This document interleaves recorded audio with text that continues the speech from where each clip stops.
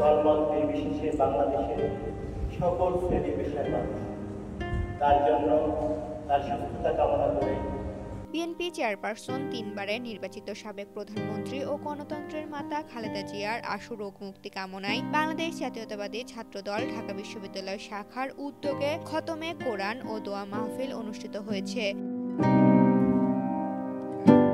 বিশ্ববিদ্যালয়ের কেন্দ্রীয় মসজিদে আয়োজিত এ মাহফিলে ছাত্রদলের বিভিন্ন পর্যায়ে নেতাকর্মীরা অংশ নেন। অনুষ্ঠানে বক্তারা বলেন, আপসহীন দেশনেত্রী বেগম খালেদা জিয়া দেশের গণতন্ত্র পুনরুদ্ধারের আন্দোলনের প্রতীক। তার দীর্ঘ রাজনৈতিক জীবন দেশের মানুষের অধিকার প্রতিষ্ঠায় গুরুত্বপূর্ণ ভূমিকা পালন করেছে।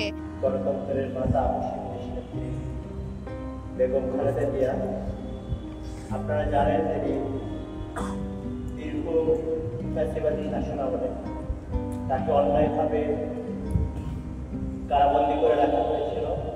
বিনা চিকিৎসায় তাকে মৃত্যুর থেকে ঠেলে দেওয়া হয়েছিল, যার পরিস্থিতিতে আজকে তিনি জীবন মৃত্যুর সন্ধিক্ষণে রাজধানীর এমআরকে হাসপাতালে চিকিৎসাধীন অবস্থা রয়েছে।